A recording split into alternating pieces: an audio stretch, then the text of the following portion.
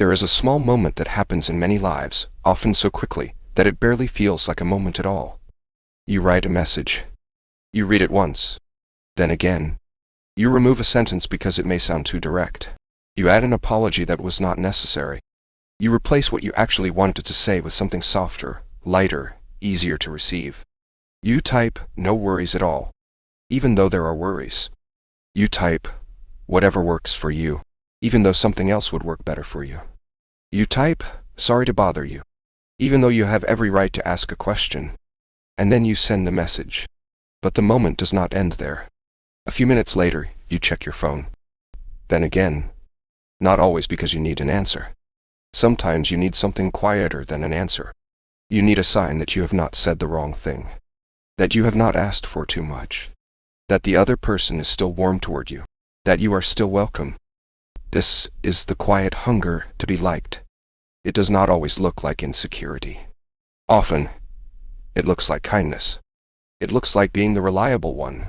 The one who remembers birthdays, answers messages, offers help, smooths over tension, and stays calm when everyone else is difficult.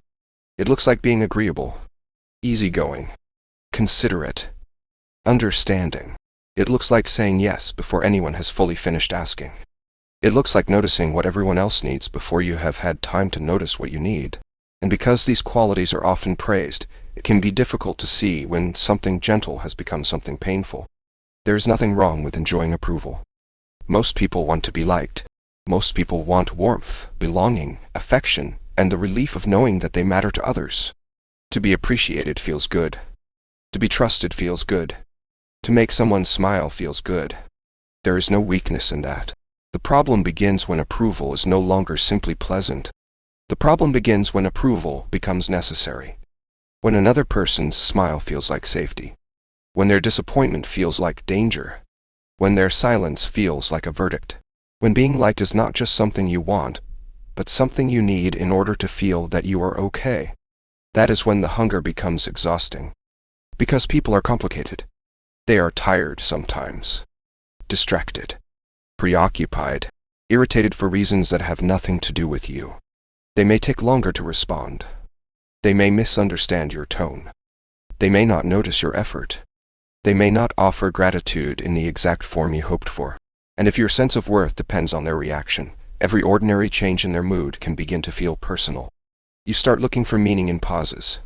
You start reading faces. You start replaying conversations after they are over. You wonder whether you sounded arrogant. Whether you sounded boring. Whether you should have laughed more. Whether you should have stayed quiet. Whether they still like you. Whether they ever did. The mind becomes a courtroom, and every interaction becomes evidence. A late reply becomes proof that you are annoying. A short answer becomes proof that you have done something wrong. A disagreement becomes proof that you are difficult. A boundary becomes proof that you are selfish. But these are not facts. They are fears, speaking in the language of certainty. They are old questions wearing new clothes. Am I still safe here? Am I still wanted? Do I still belong? Sometimes approval-seeking hides behind a sentence that sounds almost noble. In just being nice. And perhaps you are. Perhaps you really are kind. Perhaps you genuinely care about other people. Perhaps you have a generous heart, a sensitive nature, and a deep ability to notice what others feel. Those are beautiful qualities. But kindness is not supposed to require your disappearance. Being kind does not mean agreeing when you disagree. It does not mean saying yes when you are exhausted. It does not mean carrying another person's disappointment as if it were a moral failure. It does not mean making yourself smaller so that nobody else has to adjust. There is a difference between being considerate and being afraid. Consideration says, I care about how this affects you. Fear says, your discomfort is more important than my truth. Consideration can coexist with honesty. Fear often cannot. And so many people live as if their purpose is to prevent discomfort before it arrives. They become emotional weather forecasters. They scan the room. They anticipate needs. They sense tension before anyone speaks. They offer solutions before anyone asks. They apologize before anyone is upset. They learn how to keep the peace. But often, the peace they keep is not real peace. It is silence. It is avoidance. It is the kind of calm that exists only because one person has decided that their feelings will never be allowed to take up space. At first, this may seem harmless. You are the flexible friend, the dependable colleague, the understanding partner, the child who never causes trouble, the person who can handle anything. People admire you for it. They may even depend on you for it. And part of you may feel proud. After all, being needed can feel very close to being loved. But they are not the same thing. Being needed means someone has a use for you. Being loved means someone can make room for you. For your preferences. For your limits. For your bad days. For your uncertainty. For the truth that you are not endlessly available, endlessly cheerful, endlessly forgiving, endlessly easy. A relationship built only around what you provide can become a place where you are valued, but not known. And being valued without being known can be a lonely kind of life. Because underneath the helpfulness, underneath the reliability, underneath the effort to be agreeable, there may be a quieter self waiting to be asked a very simple question. What do you want? Not what would make everyone comfortable. Not what would avoid an argument. Not what would make you appear generous, mature, calm, or easy to love. What do you want? For some people, that question feels strangely difficult, not because they have no desires, but because they have spent so long adjusting their desires to fit the room. They have learned to choose what causes the least friction.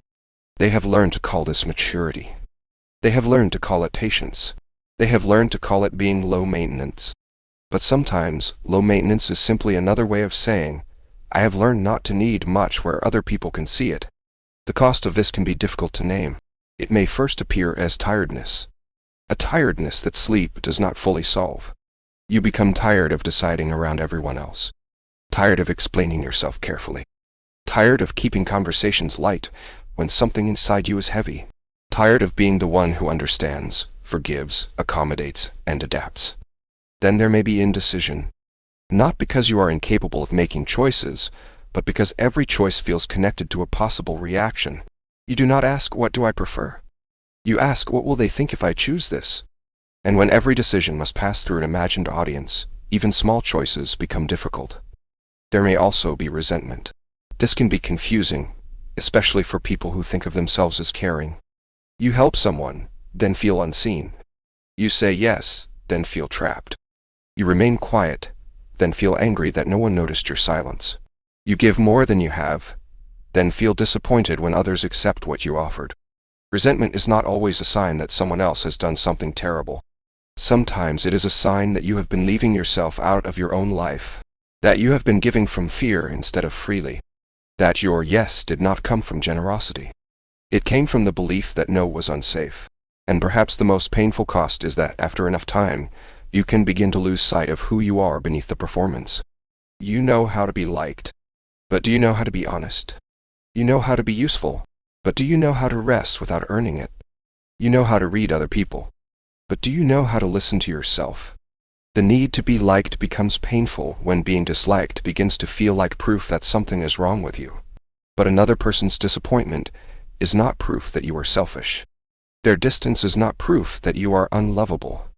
Their misunderstanding is not proof that your truth was wrong. And their approval, however comforting it may be, cannot become the foundation on which you build your entire self. Because approval changes. People change. Rooms change. Expectations change. The version of you that one person praises may be the exact version another person rejects. If you spend your whole life trying to become universally acceptable, you will spend your whole life moving, adjusting, editing, explaining, apologizing for taking up the space that a human life naturally takes. Perhaps this chapter is not asking you to stop caring. Perhaps it is asking you to become curious, to notice the next time you rewrite the message, the next time you say yes too quickly, the next time you apologize for an ordinary need, the next time you feel a wave of panic because someone might be disappointed in you. Pause there. Not to judge yourself, not to force yourself to become fearless, just to pause and quietly ask, what am I afraid will happen if I am not easy to accept? Because beneath the habit of pleasing, beneath the effort to be liked, beneath every carefully softened sentence, there is often an older story. A story about love. A story about safety. A story about what you had to become in order to feel that you belonged. And before you can loosen the grip of approval, you may need to understand when approval began to feel necessary. Before we learn language, before we understand the rules of a family, before we can explain what a mood is, or why a room feels different when someone enters it, we begin to observe. Children are extraordinary observers. They notice the sound of footsteps in a hallway.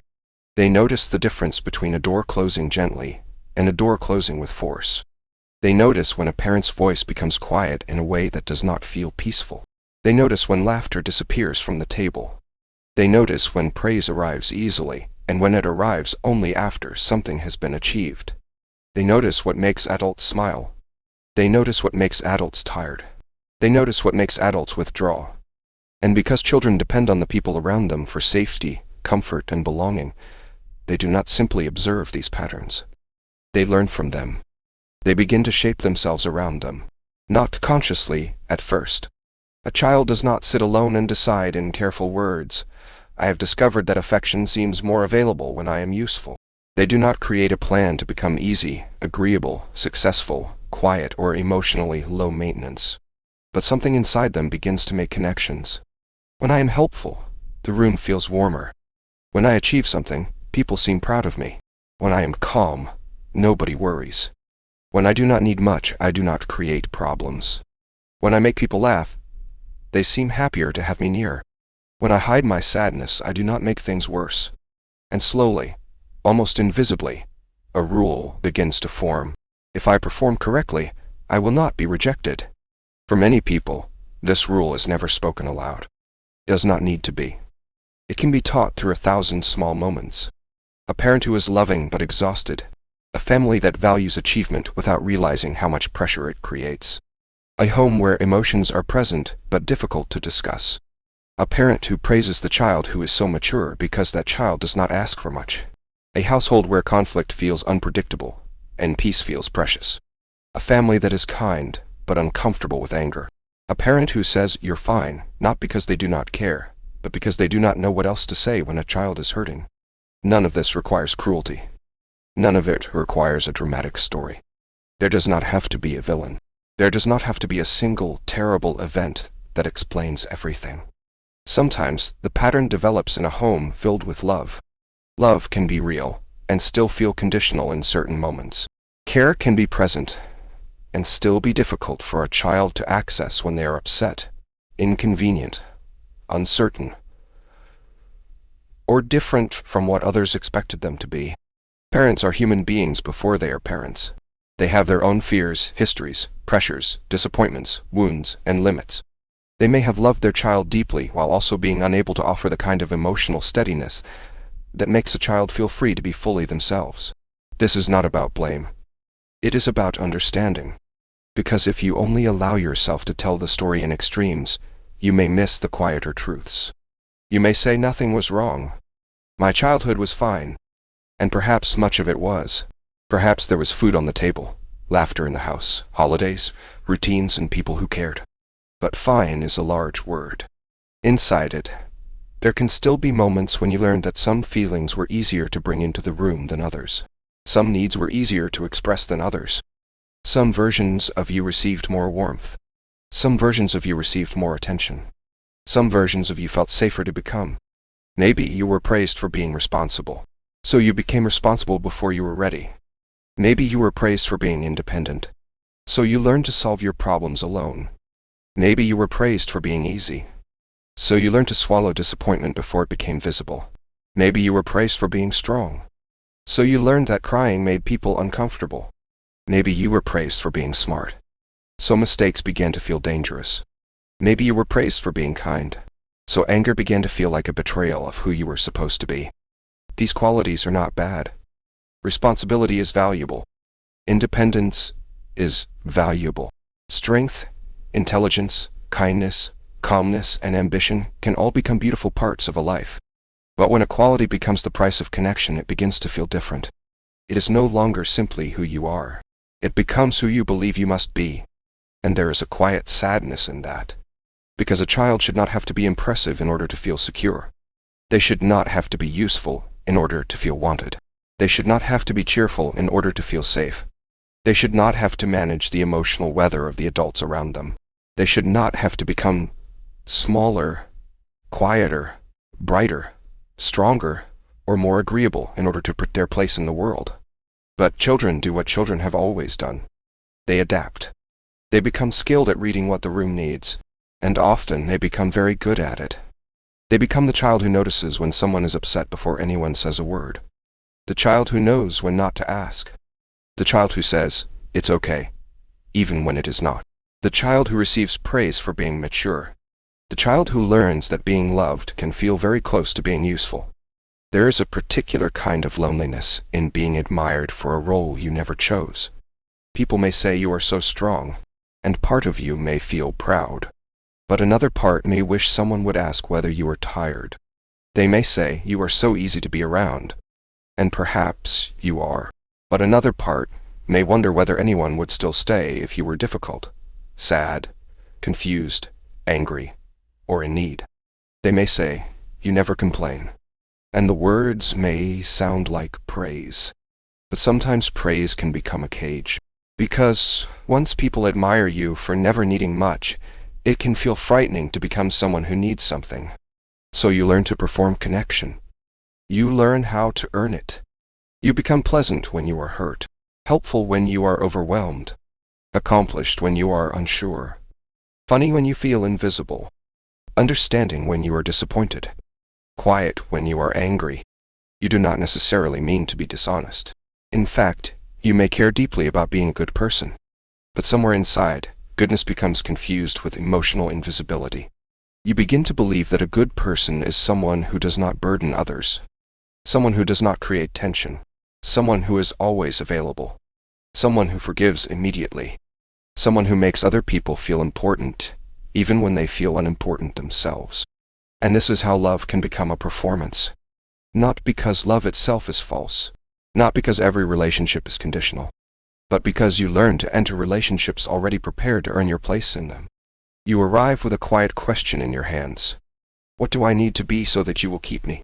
And you may not ask it directly. Instead, you become attentive. You become generous. You become impressive. You become needed. You become whatever seems most likely to protect you from the possibility of rejection. In adulthood, the old rule often continues its work. It appears in the workplace. You may work beyond what is expected, because being dependable feels safer than being ordinary. You may struggle to rest because rest feels like falling behind. You may volunteer for more than you can carry, because being needed reassures you that you matter. You may find it difficult to ask for help, because help makes you feel exposed. You may say yes to extra work, extra responsibility, extra pressure, not only because you are ambitious, but because some part of you is afraid that saying no will make you less valuable. It appears in friendships. You become the person everyone calls during a crisis. You remember what others forget. You make space for their feelings. You forgive their lateness, their distraction, their inconsistency. You understand their reasons. You tell yourself that they are going through a lot, and perhaps they are.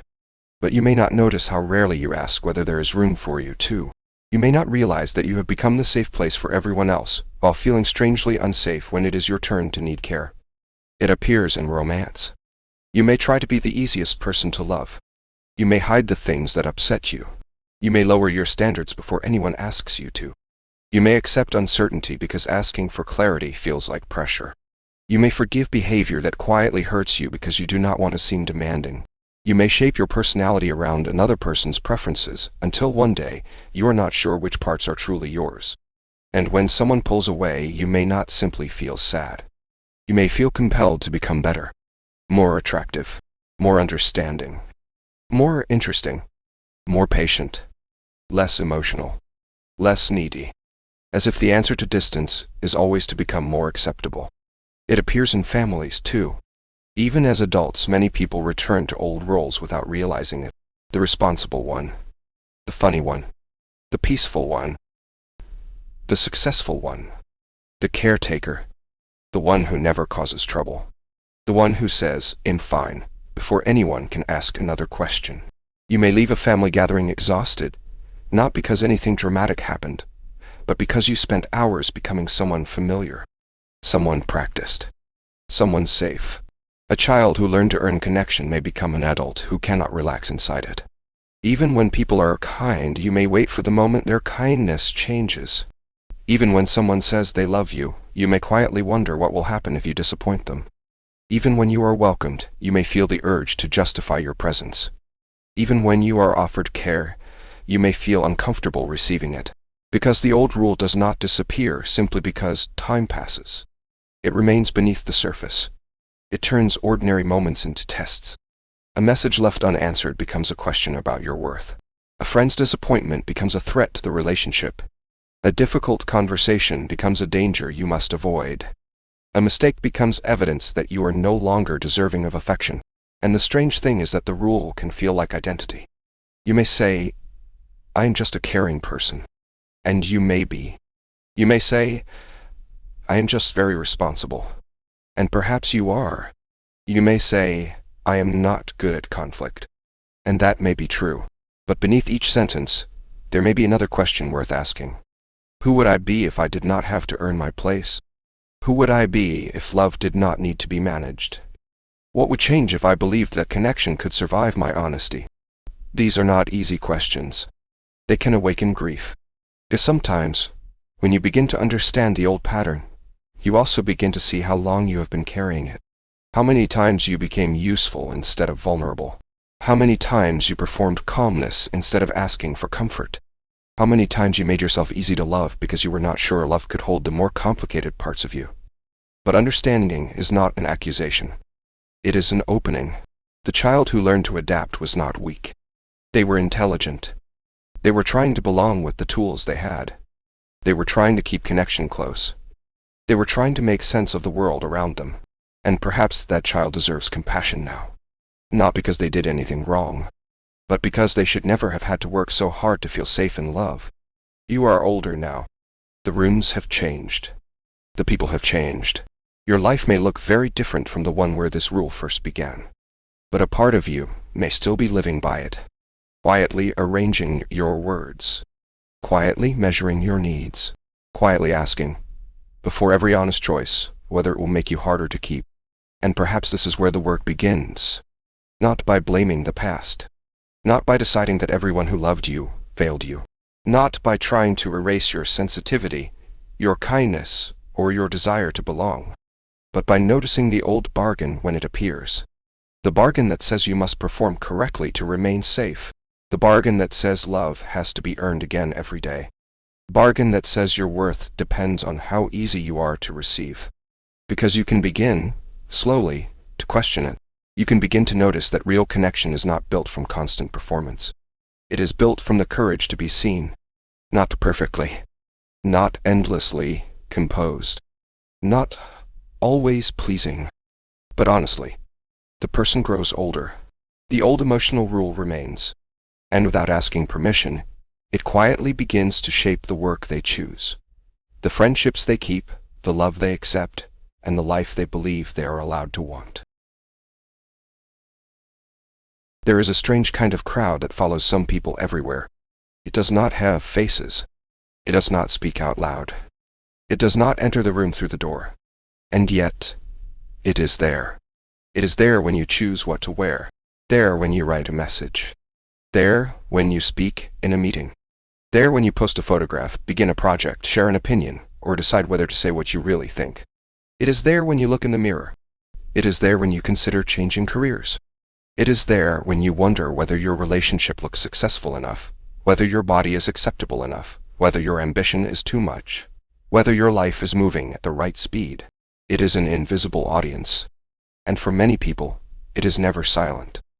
You may wake up alone, make coffee alone, walk through a quiet street alone, and still feel as though some part of you is being observed. Not by a real person in that moment, but by the memory of people, by old reactions, by imagined opinions, by the possibility of disapproval. You wear something, and a thought appears. What will they think? You consider saying no, and another thought follows. Will they see me as difficult? You imagine taking a risk, changing direction, creating something honest, asking for what you need. And then the audience begins to murmur. Who do you think you are? What if you fail? What if people laugh? What if they decide you are selfish, boring, arrogant, needy, strange, too much, not enough? The details change from person to person. But the feeling is familiar. It is the feeling of living not only from the inside but also from the outside, of experiencing your own life while constantly trying to see how it appears to everyone else. At first, this can look like self-awareness, and self-awareness is valuable. It allows us to reflect, to recognize when our words have hurt someone, to learn from mistakes, to notice patterns, to take responsibility, to become more thoughtful with the people we love. Healthy self-reflection asks gentle questions. What happened there? What was I feeling? What could I do differently next time? Did I act in a way that matches the person I want to be? These questions create space.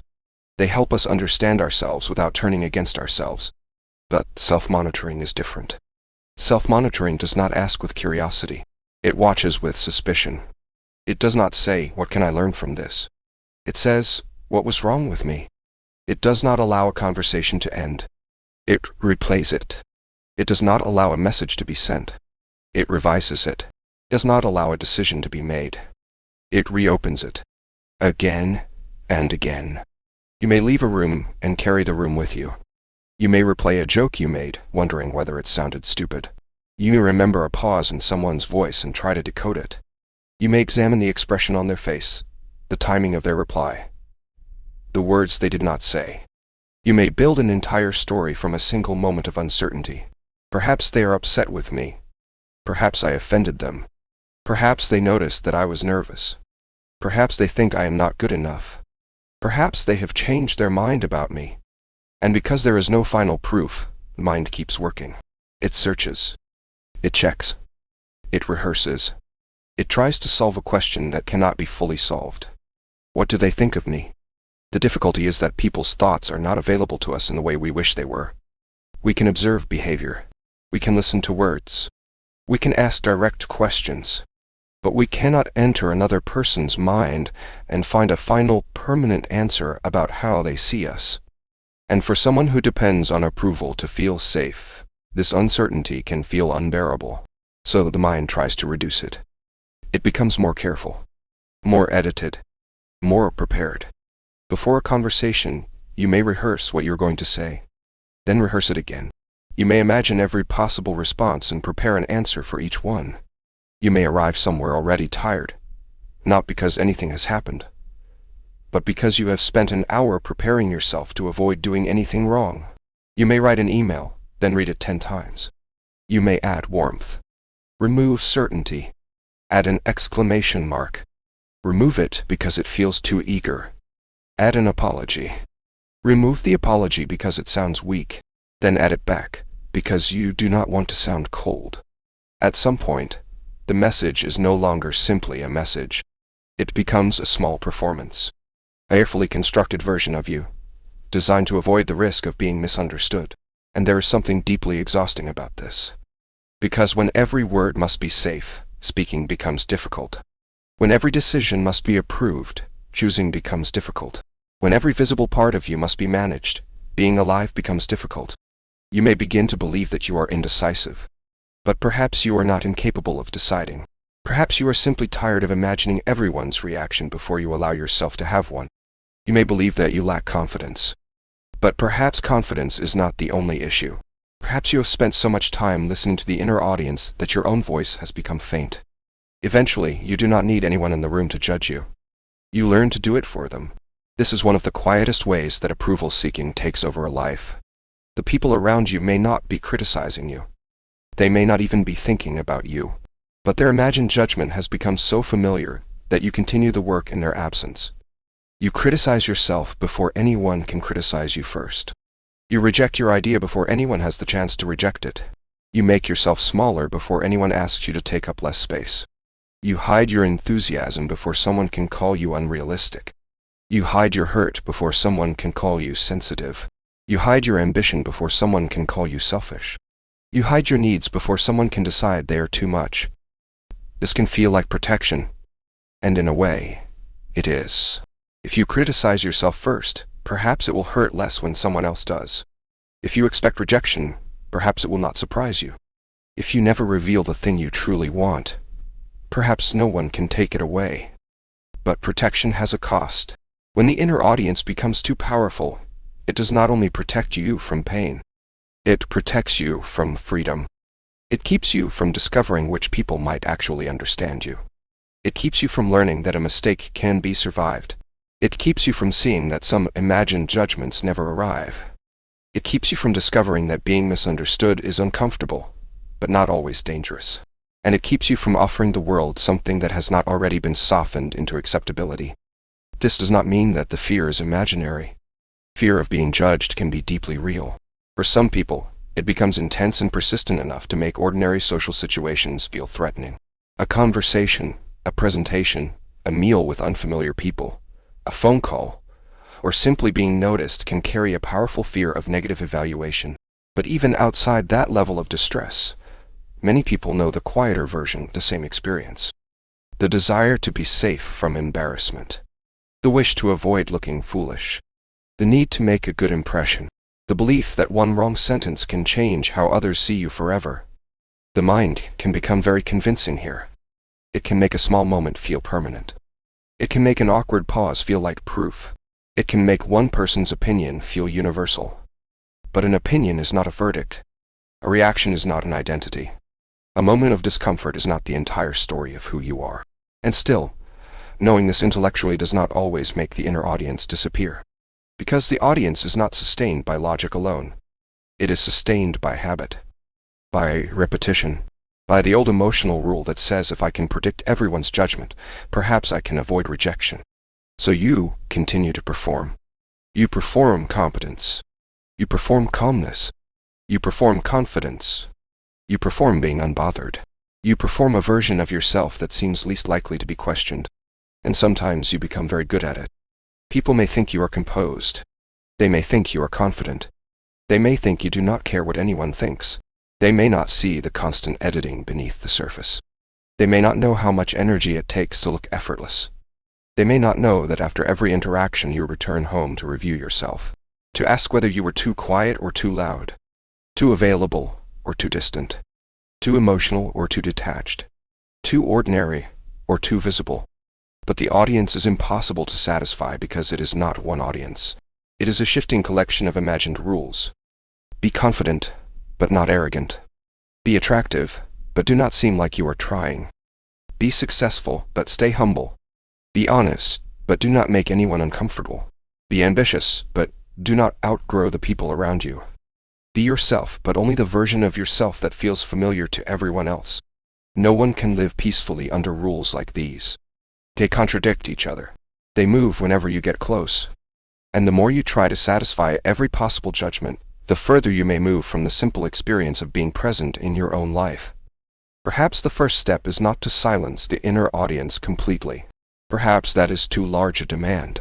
Perhaps the first step is simply to notice when it begins to speak. To notice the moment you are about to make a choice and ask yourself, is this what I want? Or is this what I believe will make me easiest to approve of? To notice the moment you edit a sentence and ask, am I being clear? Or am I trying to make myself impossible to dislike? To notice the moment you feel shame and ask, did I do something that truly goes against my values? Or am I simply afraid that someone may not understand me? These questions do not create instant freedom, but they create distance. And distance matters, because when you can hear the inner audience as an audience, you no longer have to mistake it for the truth. You can begin to recognize that not every thought deserves obedience. Not every imagined criticism deserves an answer. Not every possible reaction needs to control the direction of your life. Still, a difficult question remains. If this invisible audience is so demanding, so relentless, and so exhausting, why do we keep performing for it?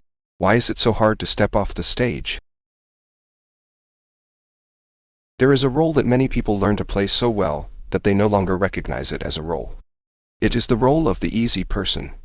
The easy person does not ask for much. They do not want to inconvenience anyone. They do not want to create tension. They do not want to be the reason plans change, moods shift, conversations become serious, or someone else has to pause and consider their feelings. The easy person is understanding. Even when they are hurt, they are patient. Even when they have been waiting too long. They are forgiving. Even when no one has apologized. They are flexible. Even when flexibility means giving up something important. They say, it's okay. They say, don't worry about it. They say, I understand.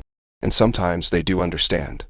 Sometimes they truly are generous, compassionate, and emotionally capable. But sometimes these words are not expressions of peace. Sometimes they are attempts to prevent rejection. Sometimes they are the price a person pays to remain acceptable. The easy person often believes that their value comes from being simple to love, from being uncomplicated, from being low maintenance, from never asking anyone to stretch, adjust, apologize, or make room. They may become proud of this identity. They may think, at least I am not difficult. But there's a question beneath that thought. What does difficult mean? Does it mean having a need? Does it mean feeling hurt? Does it mean wanting clarity? Does it mean saying that something was unfair? Does it mean being tired, uncertain, disappointed, angry, or unable to give more? If so, then being easy may not mean being peaceful. It may mean being invisible. There is a difference between generosity and self-erasure. Generosity is freely given. It comes from abundance, choice, and care. It says, I have something to offer, and I want to offer it. It is warm. It is voluntary. It does not require a person to betray their own limits. Self-erasure feels different. It often begins with pressure. A pressure to say yes before you have checked in with yourself. A pressure to help before you have considered whether you can. A pressure to remain calm because someone else's discomfort feels more dangerous than your own. Self-erasure says, I will give this because I am afraid of what might happen if I do not. On the surface, these two things can look almost identical. A person helps a friend. They agree to a request. They take on extra work. They forgive a mistake. They stay late. They listen. They support. They make space. But the inner experience is different. Generosity leaves room for the self. Self-erasure slowly removes the self from the room. And when that happens often enough, a person can begin to lose contact with their own boundaries. They may not know what they feel until long after the moment has passed. Someone asks for something. Their mouth says, yes. Their body says no. But the body is quieter. The body speaks in tightness, in exhaustion, in a heaviness that arrives after the conversation ends, in the small feeling of dread before the phone rings, in the irritation that seems to appear for no clear reason. The words may be agreeable, but something inside is already protesting. The easy person may agree automatically. Sure. Of course. No problem. Anything you need. The answer comes so quickly that there is no pause between the request and the agreement. And later, perhaps alone, they begin to think, why did I say yes? Why do I always do this? Why am I angry now? The anger can feel confusing because they may believe they had a choice. No one forced them. No one demanded it. They agreed. They offered. They smiled. So they may turn the anger inward. They may call themselves selfish for feeling resentful, ungrateful, immature. They may decide that they need to be more patient, more understanding, more forgiving. But resentment is not always proof that a person is unkind. Sometimes resentment is information. It is the quiet message that arrives when your needs have been repeatedly excluded from the relationship. It is the part of you that says, something important has been left out. Not necessarily because the other person is cruel. Not necessarily because the relationship is hopeless. But because you have been giving an answer that does not match the truth. You said yes when you meant maybe. You said maybe when you meant no. You said I'm fine when you needed someone to notice that you were not. You said it doesn't matter when it mattered deeply. And because no one can read what has not been spoken, people may continue to believe the version of you that you have shown them. They may think you are happy to help. They may think you do not mind. They may think you are comfortable with the arrangement. They may not know that every agreement costs you something. This is one of the painful contradictions of people-pleasing. You may feel unseen by the very people you have trained to see only your performance. You may feel that no one understands you. But you may also fear what would happen if they did. Because being understood would require being more honest. It would require letting someone see your limits, your disappointment, your needs, your anger, your uncertainty. And for the easy person, these things can feel dangerous. They may believe that anger will make them unlovable, that a boundary will make them selfish, that an honest request will make them demanding, that a moment of need will make them a burden. So they over-explain. They turn a simple no into a long defense. They apologize for needing rest. They provide evidence for why they cannot help. They soften every boundary until it sounds like a request for permission. They say, "I'm so sorry, I wish I could. I feel terrible, I just have a lot going on, maybe another time, if that's okay." The explanation grows because they are not only communicating a limit. They are trying to prove that they are still good, still caring, still worthy of kindness. But a boundary does not become more valid because it is explained perfectly. And your no does not require a courtroom. You do not have to build a case strong enough for everyone to agree with your decision. You do not need to convince every person that your limit is reasonable before you are allowed to have one. Sometimes "I can't" is enough. Sometimes "that doesn't work for me" is enough. Sometimes no is enough. But the easy person may find this almost impossible to believe. Because their identity has been built around preventing discomfort, they often become rescuers.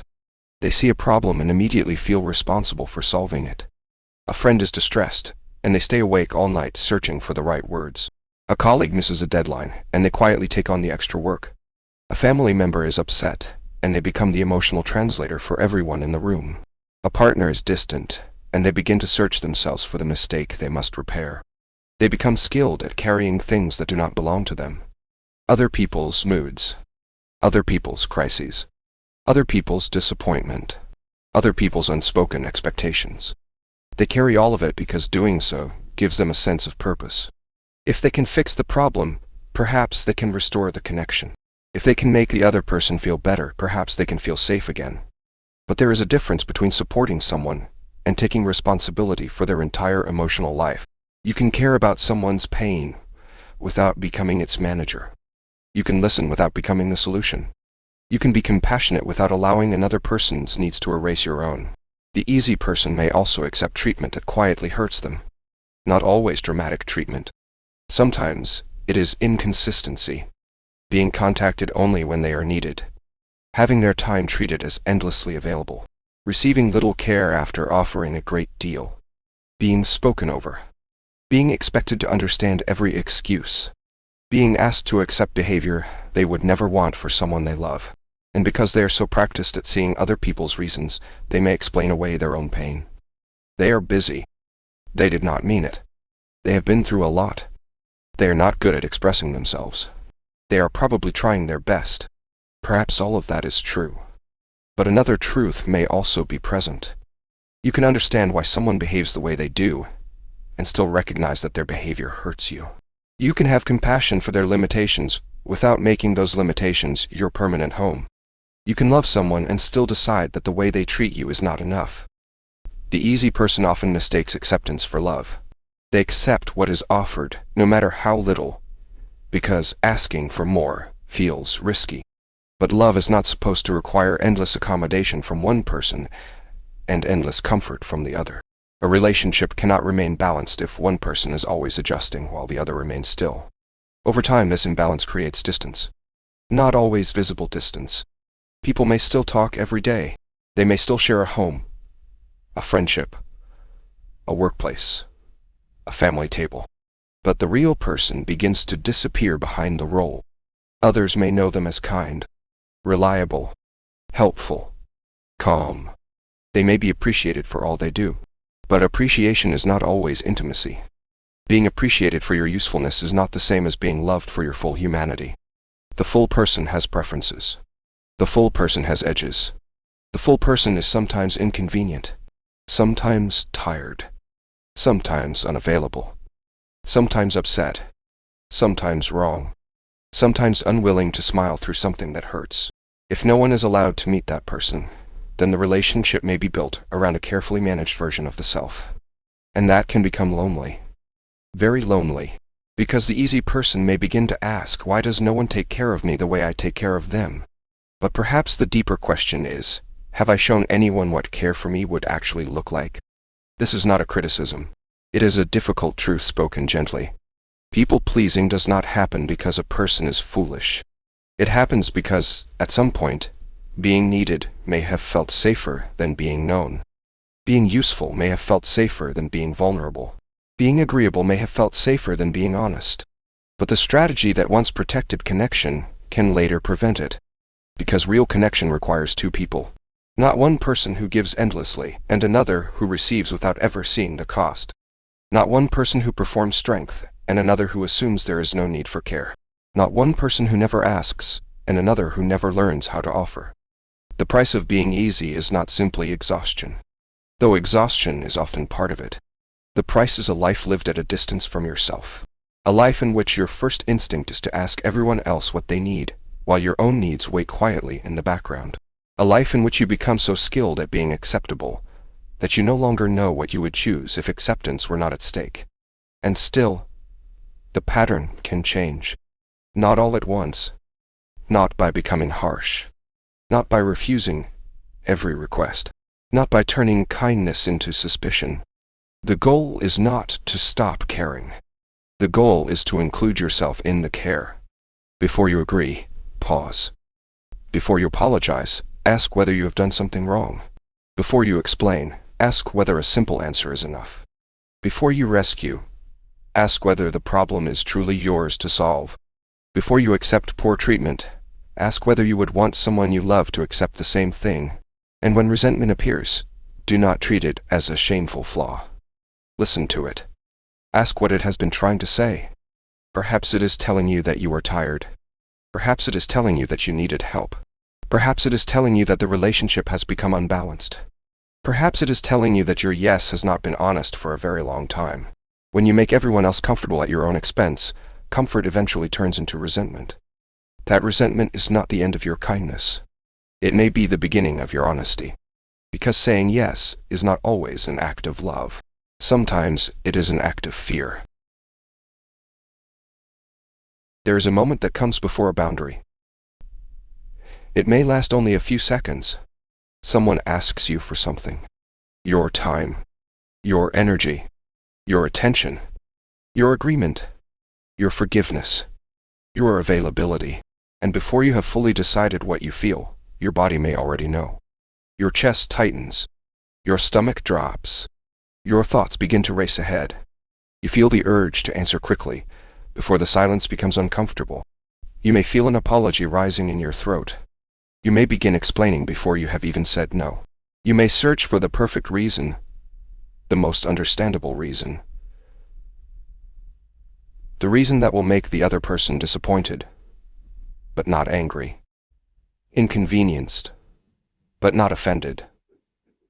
Unable to argue, but still willing to like you. And perhaps before you have had time to ask yourself what you want, you say yes. Not because yes is true, but because no feels dangerous. For some people, a simple refusal is never simple. I can't do that this time. 4 ordinary words. And yet those words may carry an entire history inside them. They may carry the fear of being seen as selfish, the fear of being called difficult, the fear of someone becoming cold, the fear of an argument, the fear of disappointing someone you love, the fear that one boundary will change the way they see you forever. You may know logically that you are allowed to say no. You may have read the advice. You may have repeated the words to yourself. You may even believe that boundaries are healthy. But belief is not always enough, because sometimes the difficulty is not in the language. It is in the body. The body remembers what the mind has tried to outgrow. It remembers the moments when someone's disappointment felt larger than it should have. It remembers the silence that followed conflict. It remembers the pressure to be easy, helpful, calm, agreeable, and understanding. It remembers that harmony once felt connected to safety. And so even now, in a different life, with different people, a boundary can activate an old alarm. You are not simply saying no to a request. You are standing near an old fear. What if they are disappointed? What if they think I have changed? What if they think I do not care? What if they become angry? What if they leave? What if this small refusal reveals something unforgivable about me? The mind can turn a simple limit into a catastrophe.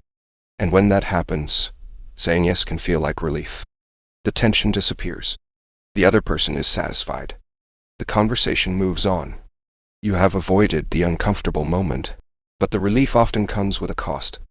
Because the part of you that wanted to say no does not disappear. It remains. Quietly. It may return later as exhaustion, as irritation, as dread, as a heaviness that arrives whenever the person calls again, as the feeling that you are trapped inside a commitment you chose, but did not truly want. This is why boundaries can feel so confusing. You may agree outwardly while resisting inwardly. You may say yes, and then resent the person who asked. You may blame them for taking too much, even though you never let them see that you had reached your limit. And then you may blame yourself for feeling resentful. You may think, why can't I just be more generous? But perhaps generosity is not the problem. Perhaps the problem is that your yes has become disconnected from your truth. A real yes has room inside it. It may still require effort. It may still involve sacrifice, but it does not leave you feeling as though you have disappeared. A fearful yes feels different. It comes with urgency. It comes with the hope that, if you give enough, the relationship will remain safe. It comes with the fear that refusal will make you less lovable. And that fear can make another person's feelings feel like your responsibility. If they are disappointed, you may feel guilty. If they are frustrated, you may feel as if you have failed. If they are angry, you may feel compelled to repair the situation immediately. But another person's feeling is not always a problem you are required to solve. They are allowed to be disappointed. They are allowed to wish your answer had been different. They are allowed to feel frustrated when a plan changes. Their feelings are real, but they are not automatically proof that you have done something wrong. This is a difficult distinction, especially if you have spent years believing that everyone else's comfort is your responsibility. You may have learned to treat disappointment as abandonment. If someone is unhappy with you, you may fear that they will withdraw love. If they disagree, you may feel that the connection itself is threatened. If they become quiet, you may imagine the worst. But disappointment is not abandonment. A healthy relationship can survive a person hearing no go. It can survive a changed plan. It can survive a difficult conversation. It can survive two people wanting different things. In fact, a relationship that cannot survive honesty may only have been surviving performance. Conflict is not always catastrophe. Sometimes conflict is simply the sound of two separate people existing in the same relationship. Two people with different needs, different limits, different expectations, different days, different capacities. There is no intimacy without difference, and there is no real closeness if one person must always surrender their difference in order to preserve peace. The fear beneath the no often says, if I disappoint them, I will lose them. But there is another loss that deserves attention. What do you lose when you never disappoint anyone? You may lose your time, your energy, your rest, your honesty, your ability to know what you want. You may lose the trust you could have had in yourself. Because every time you ignore your own limit to protect someone else from discomfort, a part of you learns that your needs will not be defended. Not even by you. This is why a boundary is not a punishment for another person. It is a promise not to abandon yourself. It does not say, you are bad. It says, this is where I end. It does not say, your needs do not matter. It says, my needs matter too. It does not say, I will never help you. It says, I cannot help in this way, at this time, without losing something important in myself. A boundary is not cruelty. It is clarity. And clarity can feel unfamiliar when you have spent most of your life trying to be understood before you allow yourself to be honest. You may think you need the perfect explanation. You may believe that if you explain yourself carefully enough, everyone will accept your limit without discomfort. There is no explanation that can guarantee approval. Someone may still be disappointed. They may still disagree. They may still wish you had said yes. And part of learning boundaries is learning that their reaction does not always need to become your emergency. You can be clear. You can be brief. You can be kind. And you do not have to turn your boundary into a debate. You might say, I can't do that this time. You do not need to add 10 reasons. You do not need to make your life sound difficult enough to deserve compassion. You do not need to prove that you are exhausted before you are allowed to rest. You might say that doesn't work for me. You do not have to apologize for having a different limit. You do not have to search for a more impressive commitment so that your answer appears valid. Your limit does not become real only when something else sounds more important. You might say, "I need time before I decide." This is especially important for people who agree too quickly. You are allowed to pause. You are allowed to let the request exist without answering it immediately. You are allowed to hear your own voice before you give someone else an answer. And sometimes, when someone is disappointed, you may need to say, "I understand you're disappointed, but my answer is still no." This sentence can feel almost impossible at first. It contains two things that people-pleasers often struggle to hold at the same time: compassion and firmness. You are not denying the other person's feeling. You are not becoming cold. You are not pretending their disappointment does not matter. But you are also not surrendering your boundary in order to remove that disappointment. You can care about how someone feels without allowing their feelings to decide for you. That is one of the most important forms of emotional maturity. Not becoming unaffected. Not becoming distant. But becoming able to remain connected to yourself while another person has an emotion you cannot fix. At first, this may bring guilt. The guilt can be sharp. It may arrive the moment you say no. It may follow you afterward. It may convince you that you need to send another message.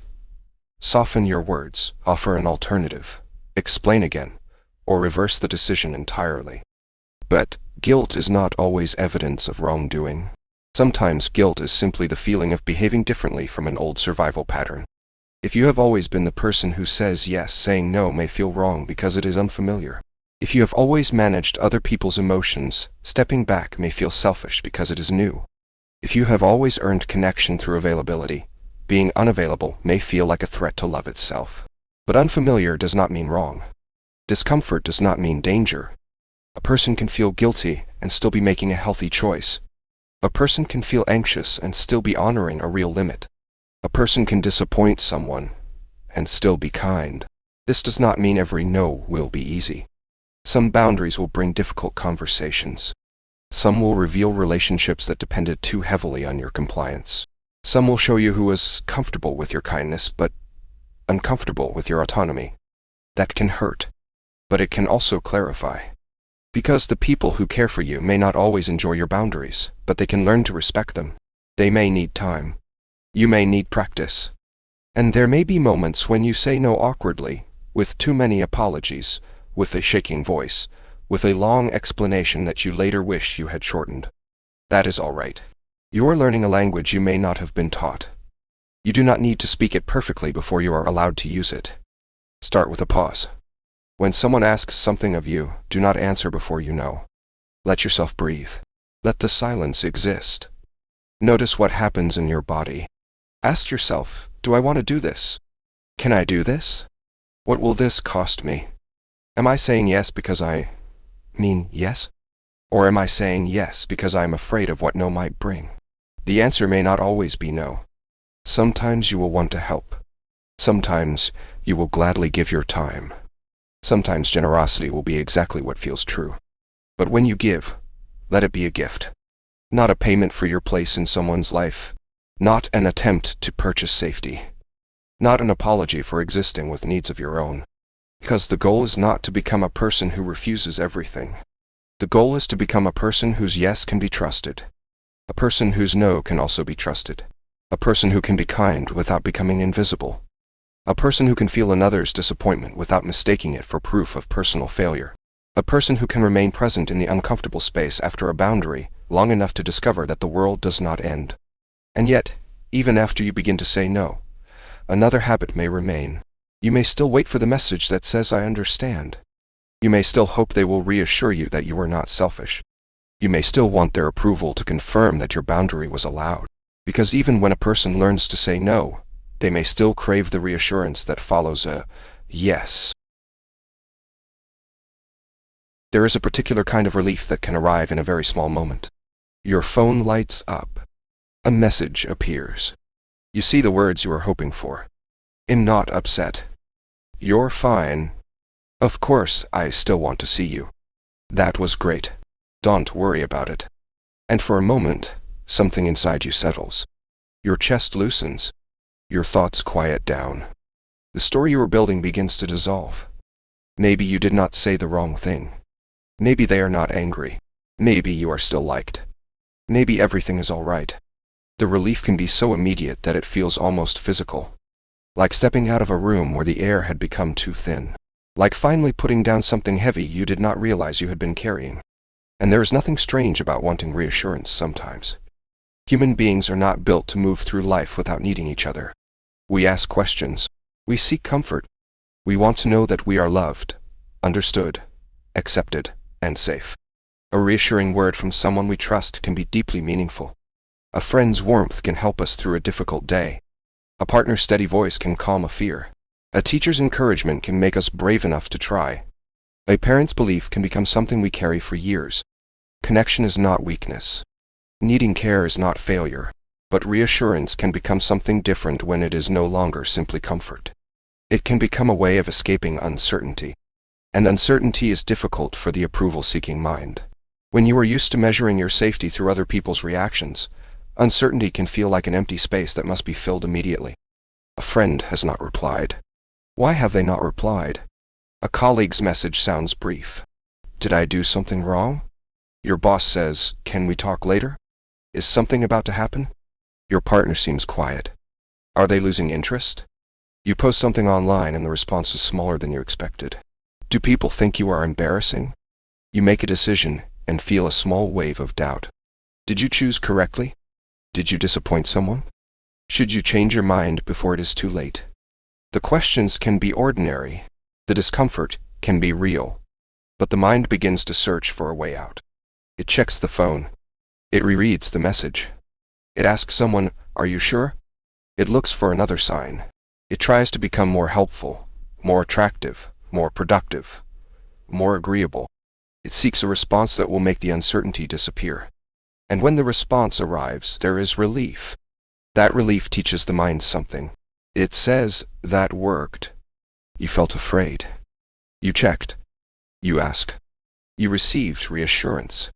The fear softened. So the next time fear appears, the mind remembers the path. Check again. Ask again. Prove yourself again. Make sure again. This is how reassurance can become a loop. Uncertainty creates discomfort. Discomfort creates urgency. Urgency sends you searching for confirmation. Confirmation brings relief. And relief, because it feels so good, teaches the mind to repeat the search. The problem is not that reassurance works. The problem is that it works only for a while. The message that calmed you this morning may not calm you tonight.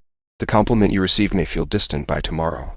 The reassurance may create a new question. They said they are fine, but did they really mean it? They replied warmly, but why did they take so long? My boss said the work was good, but what if they were only being polite? My partner said they love me, but what if they changed their mind? And so the mind returns to the same door. It knocks again. Not because the first answer was meaningless, but because no answer from outside can permanently settle a fear that lives inside. This pattern can appear in so many places that it becomes difficult to recognize. It can appear in texting. You send a message, then reread it. You wonder whether you used the wrong tone. You worry that you sounded too eager, too distant, too demanding, too casual. You check whether the message has been seen. You notice the time passing. You begin to imagine reasons. You decide not to send another message. Then you send one anyway, not because you have something new to say, but because silence has become unbearable. It can appear at work. You finish a task, but instead of feeling complete, you wait for someone to confirm that it was good. You look for praise in a manager's expression. You work beyond what is required because excellence feels safer than being merely adequate. You answer messages immediately because a delayed response makes you fear being seen as unreliable. You take on more than you can carry because being needed feels like evidence that you matter. And when someone approves of your work, you feel calm for a little while. It can appear in your relationship with your appearance. You look in the mirror and do not only ask whether you feel comfortable in your body. You ask how your body will be received. You search for the angle that looks best, the version of yourself that will be least likely to invite judgment. You may ask someone, "Does this look okay?" And perhaps you mean it lightly. But sometimes you are not asking about clothes. You are asking whether you are allowed to be seen. It can appear in decisions. You may already know what you want, but you call several people before choosing. You ask for advice, then more advice, then one more opinion after that. Not because you are open to learning, but because you are hoping someone else will remove the risk of being wrong. You may ask, what would you do? When the deeper question is, can you promise that no one will blame me if this goes badly? But no one can make that promise. Every meaningful choice contains uncertainty. Every direction leaves another direction unexplored. Every honest decision carries the possibility that someone may disagree. And if you need complete approval before you act, you may remain still for a very long time. Reassurance can also appear in relationships as a constant need to test the bond. Are you okay? Are you mad at me? Do you still love me? Did I do something wrong? Again, these questions are not wrong. Sometimes they are exactly what needs to be asked. But when the same question returns without being able to rest inside the answer, it may no longer be seeking information. It may be seeking temporary relief. You may receive tenderness, clarity, and care. And still, a part of you remains unconvinced. Not because the other person has failed to love you, but because the fear is asking them to solve something no other person can solve alone. The fear that says, please make me certain that I cannot be left. No one can offer that certainty. Not because love is meaningless, but because human beings are not permanent guarantees. People change. Circumstances change. Feelings change. Life changes. Trying to turn another person into permanent proof of safety places a weight on the relationship that no relationship can comfortably carry. This is also why social media can make reassurance so tempting. A post receives likes. A photograph is noticed. A comment appears. For a few minutes, there is a feeling of being visible in the right way. Approved of. Included. Validated. But the relief can fade quickly. Then the mind begins to count. Why did this receive less attention? Who saw it, but said nothing? What does that silence mean? Should I post differently next time? Should I become more interesting, more polished, more desirable, more acceptable? The number changes. The feeling changes. And the self is left trying to keep up with both. The deeper problem is not the phone, the message, the post, the praise, or the question. The deeper problem is giving these things too much authority over your inner state. When every signal from outside becomes a measurement of your worth, you begin to live in a world where peace is always waiting for the next response. And that is an unstable place to live. Because other people's opinions move. One person admires what another person dislikes. One person approves of your choice while another misunderstands it. One person gives warmth easily while another is distant even when they care. People's reactions are shaped by their own histories, moods, needs, fears, preferences, and limitations. They are not a reliable map of your value. Still, the urge to seek reassurance can feel almost impossible to resist, especially in the moment before the relief arrives. This is where a small practice becomes important. The practice is waiting. Not forever. Not with coldness. Not by refusing yourself all support, but by allowing uncertainty to exist for a little longer before you rush to remove it. When you feel the urge to check your phone again, wait. When you want to send the follow-up message immediately, wait. When you want to ask someone whether they are upset for the third time, wait. When you want to search for another opinion because your own decision feels frightening, wait. Waiting is not passive. It is an act of strength. It is the moment when you teach yourself that discomfort can be felt without being obeyed. You may notice the urge rise. You may feel your thoughts begin to offer reasons. Just check once more. Just ask one more time. Just make sure. But instead of following the urge immediately, you can pause and say, something in me wants certainty right now. Something in me is afraid. I do not have to solve this feeling in this exact moment. This may sound simple, but it can be a profound change. Because the goal is not to eliminate uncertainty from life. That cannot be done. The goal is to become less afraid of the feeling uncertainty creates. To discover that you can survive a delayed reply. You can survive not knowing exactly what someone thinks. You can survive making a decision that not everyone approves of. You can survive a moment without proof that you are okay. At first, the fear may become louder. This is common. When an old pattern no longer receives its usual answer, it may protest. The mind may become more convincing. The urge to check may become stronger. The questions may become more urgent. But if you remain with the discomfort, even briefly, you may notice something important. The feeling changes. It rises. It reaches a peak. Then, slowly, it begins to shift. Not always because you received reassurance, but because feelings are not permanent rooms. They move. They pass through. They soften when they are allowed to exist without being constantly solved. This is where self-trust begins. Not in the moment when you suddenly feel perfectly confident, but in the moment when you feel uncertain and do not abandon yourself. When you do not immediately hand your peace to someone else. When you allow yourself to say, I do not know what they think right now. I do not know how this will turn out. I do not have complete proof that I made the right choice. But I can remain here. I can wait. I can listen. I can live through this moment without turning it into an emergency. Reassurance can calm the fear for a moment, but self-trust teaches the fear that it can survive the moment. And this does not mean you must become distant from others. It does not mean you should never ask for comfort. It does not mean you should silence your needs and call it independence. There is a difference between connection and compulsive confirmation. Connection says, I want to share what I am feeling with you. Compulsive confirmation says, I need you to remove this feeling for me. Connection allows another person to respond freely. Compulsive confirmation makes their response feel necessary for your stability. Connection brings two people closer. Compulsive confirmation can make both people feel trapped inside the same fear. Learning the difference takes time. It requires patience. It requires compassion for the part of you that learned to look outside for safety. That part is not foolish. It is trying to protect you. It is trying to make sure you are still held, still wanted, still allowed to belong. But you can begin to offer that part something new. Not certainty. Not perfect control. But steadiness. You can begin to become a place inside yourself where fear does not have to be answered immediately.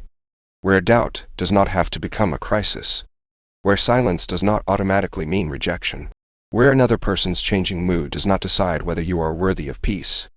And when you begin to loosen your grip on reassurance, a deeper question appears. If reassurance is not the answer, what can you trust when other people's opinions keep changing? There is a point in every long pattern of approval seeking when a person begins to understand something important. They cannot spend their whole life asking the world who they are. They cannot keep searching every face, every message, every silence, every reaction for an answer that must eventually come from somewhere quieter. This does not mean they suddenly become fearless. It does not mean they wake up one morning untouched by doubt. It does not mean they stop caring about the people they love, stop seeking advice, or become certain about every decision. Self-trust is not a feeling that arrives fully formed. It is a practice. It is built in small moments. In the moment you pause before saying yes. In the moment you allow yourself to have a preference without defending it. In the moment you choose something because it feels true to you, even if no one else would have chosen it. In the moment you listen to advice, appreciate it, consider it carefully, and still remember that the final voice in your life must be your own. For someone who has spent years seeking approval, this can feel unfamiliar. You may know how to sense what other people want. You may know how to notice their mood before they name it. You may know how to predict the answer that will make a conversation smoother. You may know how to adjust yourself to fit the room. But when the question becomes, what do I want? The answer may not come easily. Not because you have no inner life. Not because you are incapable of knowing yourself.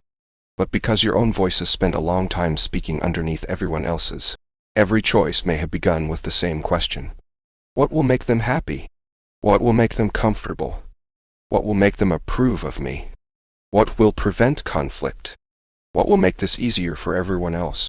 These questions can become so automatic that they arrive before your own preference has had a chance to appear. Someone asks where you want to eat. You say, I don't mind. Someone asks what film you want to watch. You say, whatever you like. Someone asks whether you want to go somewhere, help with something, join a plan, take on more work, stay longer, speak up, stay quiet, choose differently. And before you have checked in with yourself, you answer in a way that protects the other person from disappointment. The answer may sound easy, but inside, something becomes a little harder to hear. Your self. This is one of the hidden costs of always being agreeable. You may become highly skilled at adapting, but less familiar with choosing. You may become someone who can understand everyone else's needs, but struggles to name your own without feeling guilty. You may become so practiced at fitting into other people's plans that freedom itself begins to feel unsettling. Because freedom asks something of you. It asks you to decide. It asks you to tolerate the possibility that your choice will not be universally loved.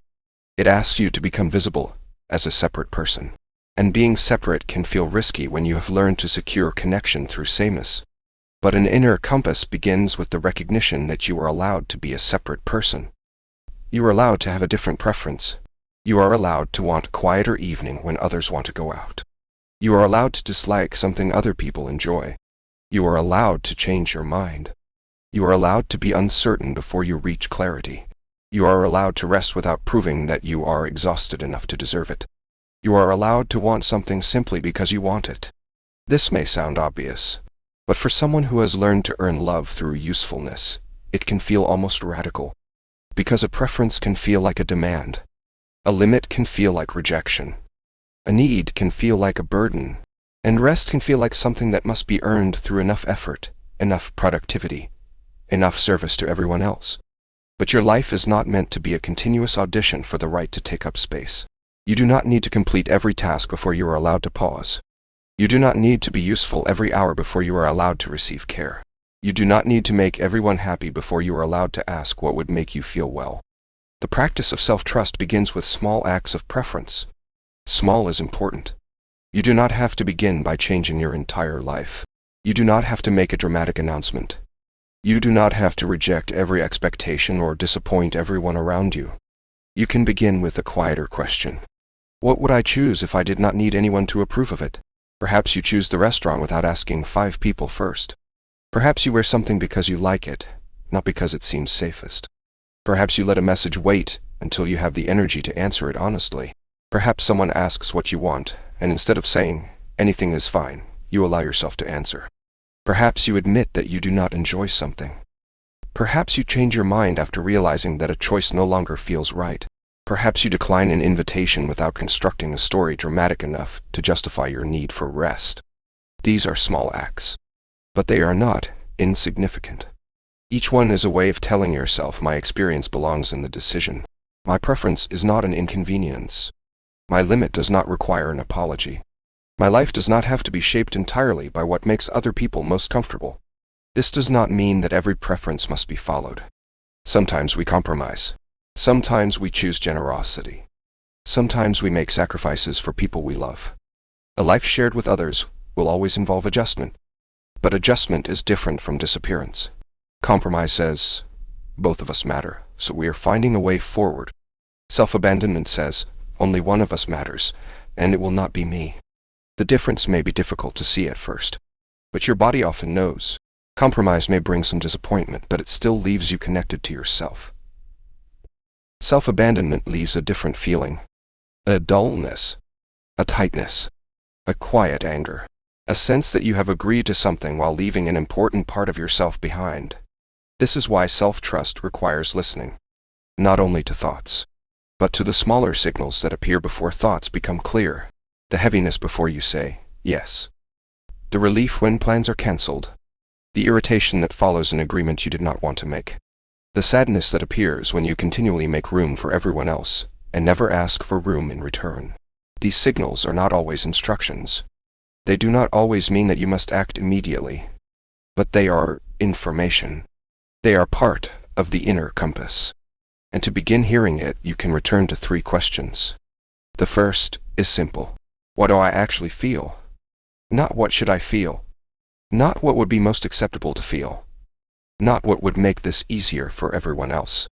What do I actually feel? Perhaps you feel tired. Perhaps you feel hurt. Perhaps you feel excited, but embarrassed by your excitement. Perhaps you feel angry, but are afraid that anger makes you unkind. Perhaps you feel relieved, but guilty for feeling relief. Perhaps you feel nothing yet, only a kind of fog. That is all right too. The question is not meant to produce a perfect answer. It is meant to turn your attention inward, to remind you that your feelings are not obstacles to overcome before you can become acceptable. They are part of the truth of your experience. The second question is, what do I actually need? This question can be harder. Many people have spent so much time responding to other people's needs that their own have become vague. They know how to offer rest, patience, encouragement, practical help, understanding, and forgiveness. But when they are depleted, they may not know what would help them. They may only know that they want to disappear for a while. So, begin gently. Perhaps you need quiet. Perhaps you need time. Perhaps you need support. Perhaps you need clarity. Perhaps you need to be listened to without having to make your feelings sound reasonable. Perhaps you need a boundary. Perhaps you need to stop trying to solve something that is not yours to solve. Perhaps you need to admit that you cannot continue in the same way. Need is not an accusation. It is not a proof of weakness. It is a human signal. Hunger is a need. Rest is a need. Safety is a need. Connection is a need. Space is a need. Honesty is a need. You do not become less worthy because you have them. The third question is, what choice would I respect tomorrow? This question is not asking what choice would make you feel perfectly comfortable. Often, the choice you respect tomorrow may feel uncomfortable today. It may involve saying no. It may involve having a difficult conversation. It may involve disappointing someone. It may involve making a decision without complete reassurance. But tomorrow, when the urgency has passed, when the fear has softened, when you are alone with yourself, what choice will feel most aligned with your dignity? What choice will allow you to say, I did not abandon myself there? Sometimes it will be a yes. Sometimes it will be a no. Sometimes it will be a pause. Sometimes it will be an honest, I need time to think. But it will not be an answer chosen only to escape someone else's reaction. These questions become a kind of inner structure, not a rigid set of rules, not another performance to get right. A structure that helps you return to yourself when the old instinct to please begins to take over. What do I actually feel? What do I actually need? What choice would I respect tomorrow? At first, you may not trust the answers. You may worry that listening to yourself will make you selfish. You may worry that your desires are unreasonable. You may worry that you will make mistakes. And you will make mistakes. Everyone does. Self-trust is not the belief that every decision you make will be perfect. It is the belief that you can meet yourself honestly when a decision is imperfect. It is the belief that you can learn without humiliating yourself. It is the belief that being wrong does not make you unworthy of your own compassion. Self-trust does not mean that you never ask for advice. It means that advice does not replace your own voice. Advice can be useful. Other people can see things we cannot see. They can offer experience, perspective, support, and care. But advice becomes harmful when it turns into permission. When you ask others to decide what you are allowed to feel. When you ask them to confirm whether your boundary is valid. When you ask them to define what should matter to you. When you wait for someone else to authorize the life you want. No one else can live inside the consequences of your choices in the same way you do. No one else wakes up in your body. No one else carries your private grief, your private hope, your private exhaustion, your private longing. They may love you. They may want the best for you. But they cannot become your inner authority. That authority must be built slowly, through attention, through honesty, through the willingness to hear your own answer before you seek approval for it. In psychology, autonomy is often understood as a basic human need, alongside competence and relatedness. Autonomy does not mean isolation, rebellion, or refusing to care about other people. It means experiencing your actions as genuinely your own. When your choices are shaped only by pressure, fear, or the need for approval, it becomes harder to feel fully present in your own life. This is why the inner compass matters. It does not lead you away from connection. It leads you toward healthier connection. When you know what you feel, you can communicate more honestly. When you know what you need, you can ask rather than silently resent. When you know what you value, you can choose relationships where you do not have to perform for the right to belong. When you trust yourself enough to have a preference, you give other people the chance to know the real person in front of them. And that may feel frightening. Because clarity changes things. When you stop saying yes automatically, people may notice. When you name what you want, someone may disagree. When you become less available, someone may feel disappointed. When you stop pretending that everything is fine, the people around you may have to meet a version of you they have not seen before. But this is not a failure of connection. It is the beginning of a more honest kind. The inner compass will not make every choice easy. It will not guarantee approval. It will not protect you from every misunderstanding. But it can give you something more stable than approval. It can give you the quiet knowledge that your life is not entirely being decided by the fears of an older version of you. You can begin to choose. You can begin to speak. You can begin to rest. You can begin to let your preferences exist without turning them into a problem. And with every small decision, the voice inside you may become easier to hear. Not louder than everyone else. Not harder than everyone else. Just clearer. But clarity has a consequence. When you know what you feel, what you need, and what you will no longer abandon, you become more visible. And visibility can ask for a courage that approval-seeking has spent years trying to avoid. Disappointment has a sound. Sometimes it is a long pause on the phone. Sometimes it is a change in someone's voice. Sometimes it is a message that becomes shorter than usual. Sometimes it is a sigh, a look, a sentence that says, "Oh, okay." And for someone who has spent a long time trying to be liked, that small sound can feel much larger than it is. It can feel like danger, not ordinary discomfort, not the natural friction between two people with different needs. Danger. Diet. You may feel it in your body before you have time to think. The urge to explain. The urge to soften your answer. The urge to offer something else. The urge to take back what you said. You may feel a need to restore the warmth in the room immediately, to make sure the other person knows you are still kind, still caring, still good, still someone worth keeping close. And in that moment, it can be tempting to believe that the only way to preserve connection is to remove their disappointment. So you agree. You apologize. You change your plans. You return to the familiar role. You become easy again. But disappointment is not always a sign that something has gone wrong. Sometimes it is simply what happens when two people are honest. One person wants something. The other person cannot give it. One person has an expectation. The other person has a limit. One person imagines a certain version of the relationship. The other person begins to show who they really are. This is not always pleasant. But it is ordinary. No relationship between two real people can exist without moments of disappointment. Because real people are separate. They have different capacities, different desires, different needs, different histories, different ideas about what is reasonable, different moments when they can give, different moments when they cannot. If no one is ever disappointed, it may not mean that the relationship is perfectly peaceful. It may mean that one person has been hiding. It may mean that one person has decided their needs are less important than the appearance of harmony. It may mean that one person has been quietly disappearing, so that no one else ever has to adjust. And that is not peace. That is performance. For a long time you may have believed that love required you to prevent disappointment whenever possible.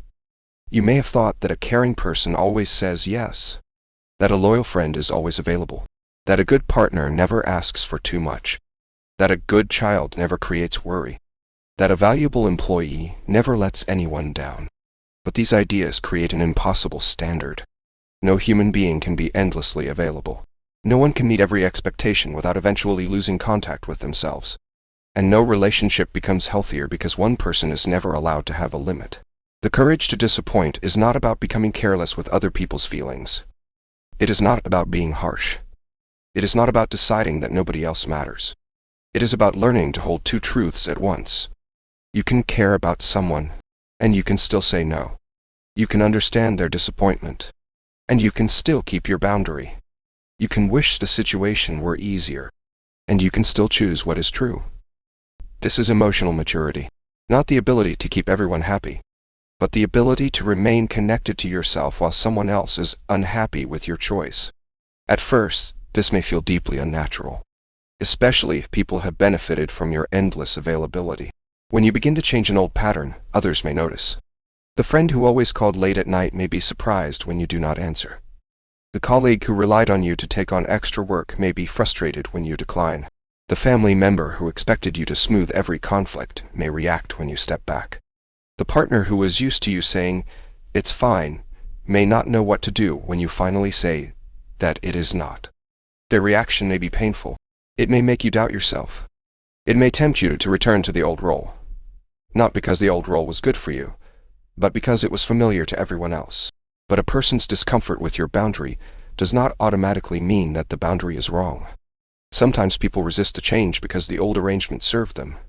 They may have grown used to your flexibility, your silence, your willingness to understand, your habit of carrying more than your share.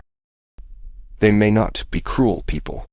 They may not even realize how much they depended on your self-abandonment. But their surprise is still not a reason for you to continue abandoning yourself. A relationship may need time to adjust when one person becomes more honest. And some relationships may not adjust well. That can be painful to accept, because it reveals something difficult. Some connections were built not around who you were, but around what you provided. Your availability, your emotional labor, your agreement, your silence, your ability to make everything easier. When you stop providing those things in the same way, the relationship may change. But change is not always loss. Sometimes it is clarification. It shows you what the relationship can hold.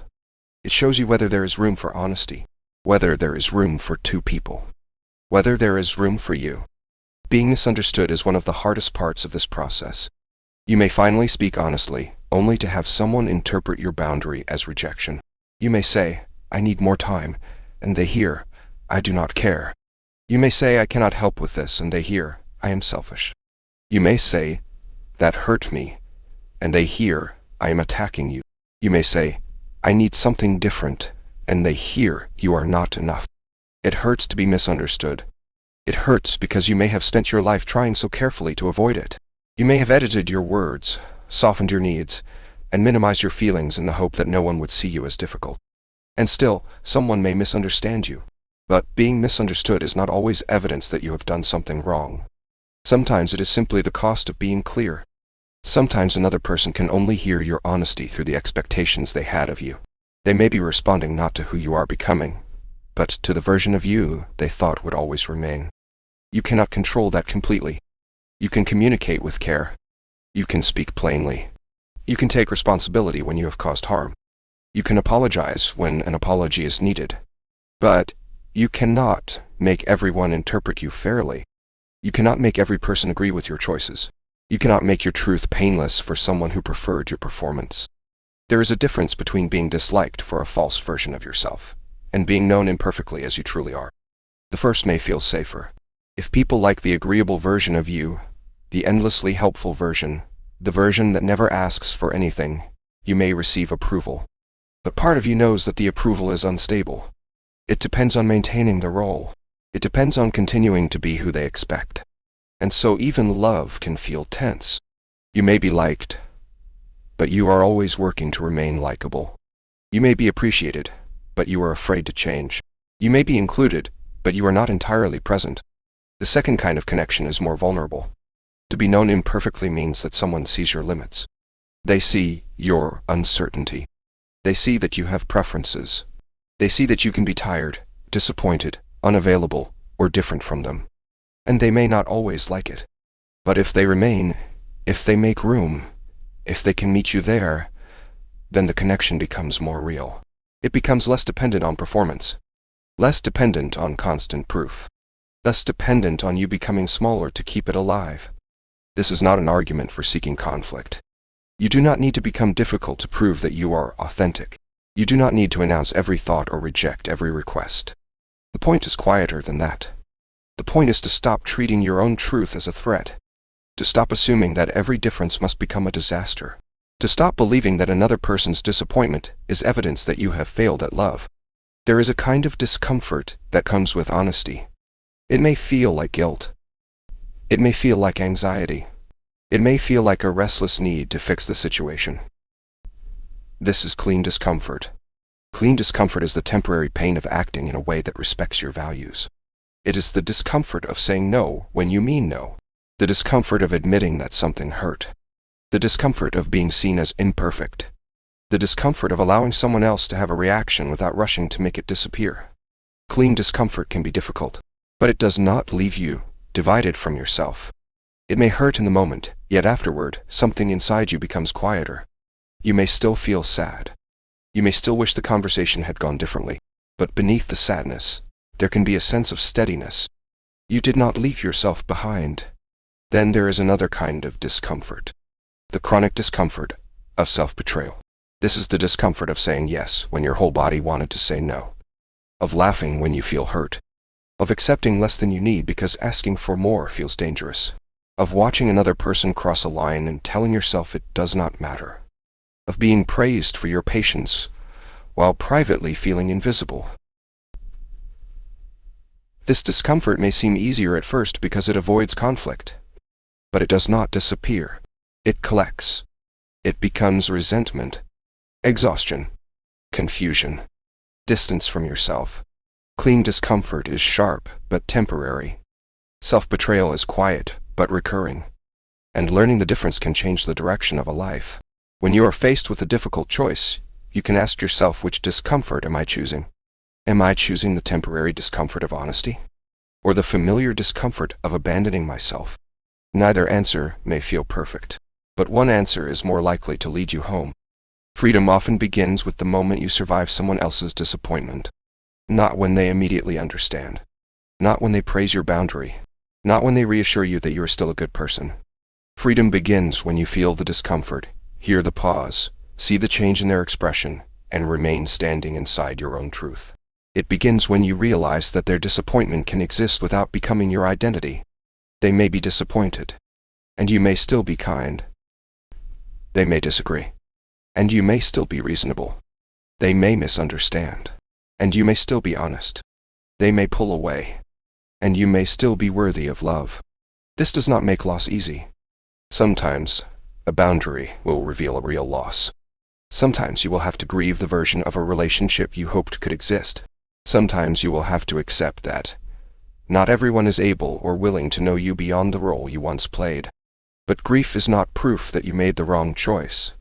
It may simply be the natural pain of becoming more real. As you stop trying to be universally acceptable, life becomes less predictable.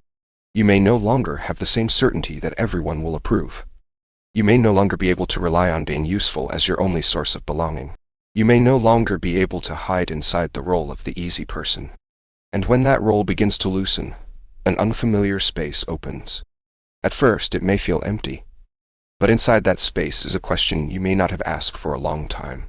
If I am no longer living only to be accepted, what kind of life do I want? There comes a moment, often quietly, when a person begins to look at their life and wonders how much of it was chosen. Not whether it is good, not whether other people approve of it, not whether it looks successful from the outside, but whether it is truly theirs. It may happen while sitting at a desk after another long day. It may happen in a relationship that appears stable but feels strangely lonely.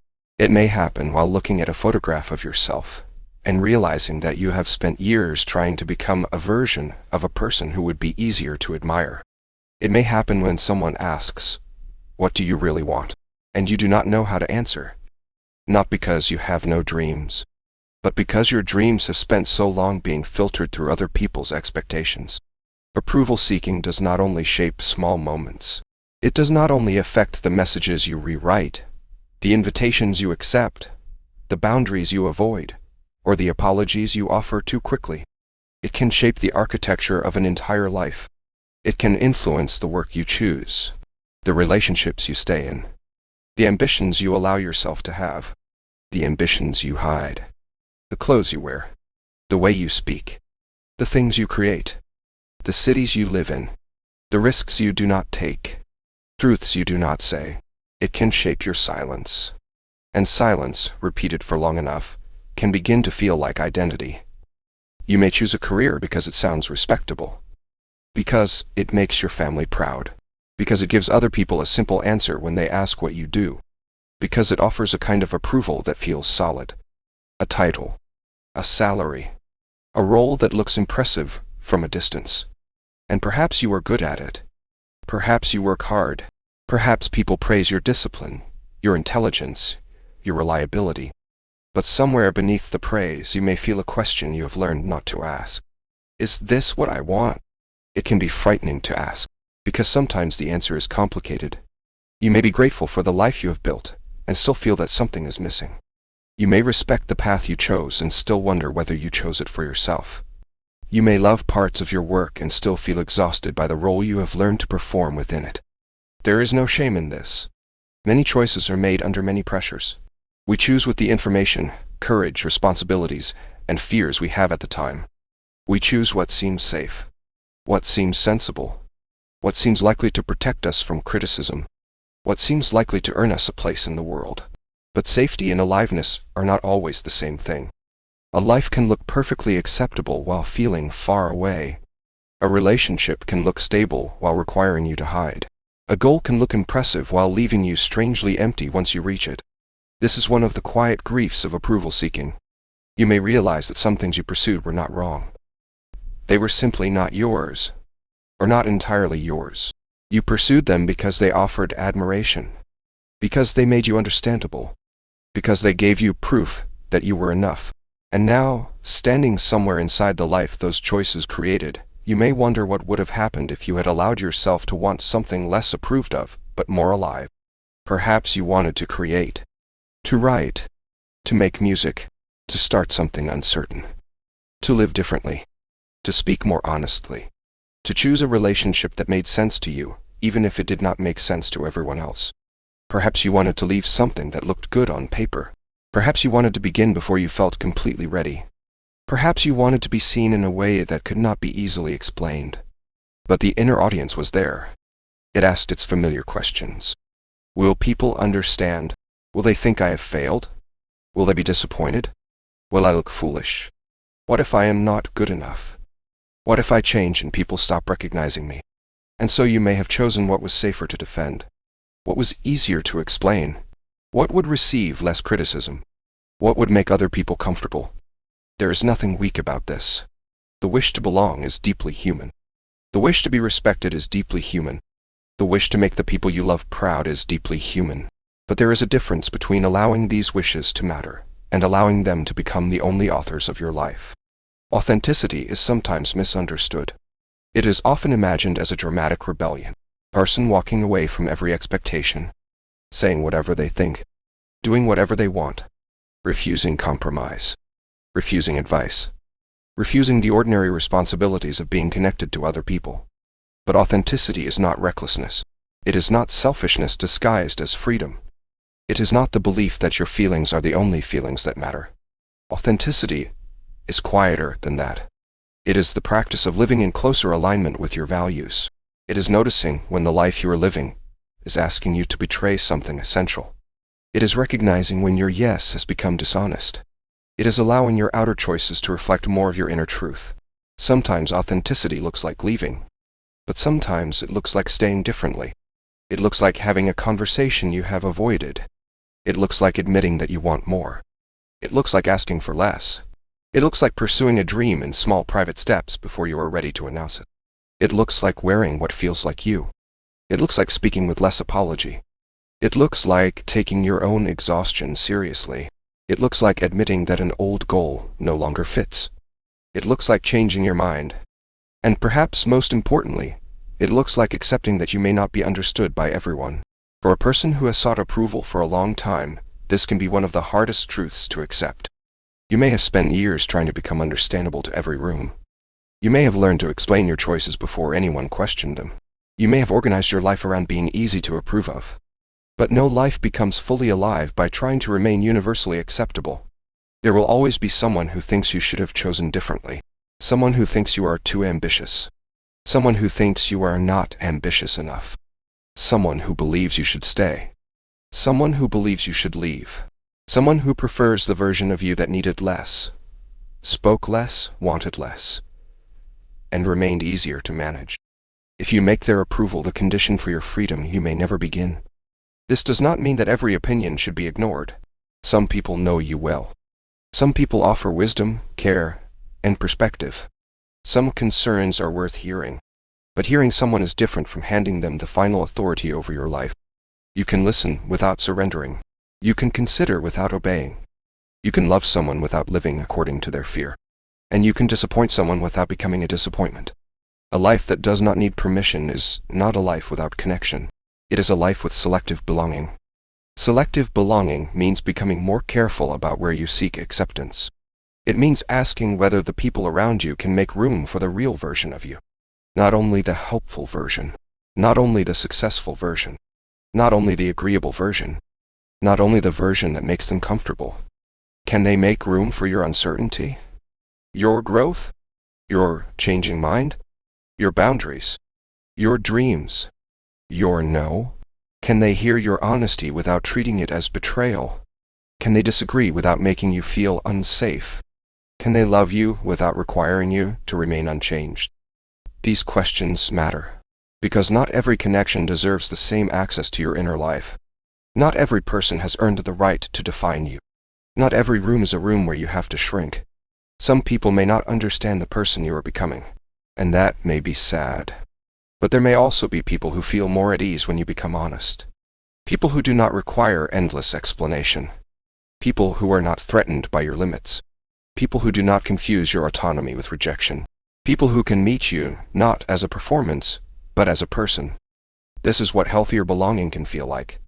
Not the anxious relief of being approved of, but the steadier experience of being allowed to exist, to be uncertain without being dismissed, to have needs without being made to feel burdensome, to be successful without becoming useful to everyone, to be imperfect without fearing that love will disappear, to be different without becoming alone.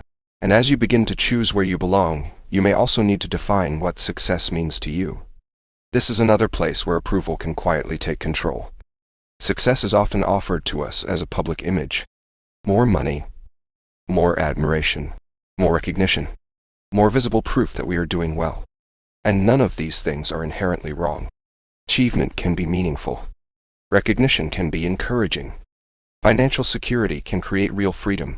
But when success is defined only by what can be seen and praised, it becomes difficult to know when enough is enough. There will always be another level, another comparison, another person who appears further ahead, another standard to meet, another reason to delay feeling proud of the life you already have. So perhaps success needs a more private definition. Perhaps success is not only what people can applaud. Perhaps it is the quality of your ordinary days. The way you feel when no one is watching. The ability to rest without fear. The courage to say what is true. The work you can respect, even when it is not glamorous.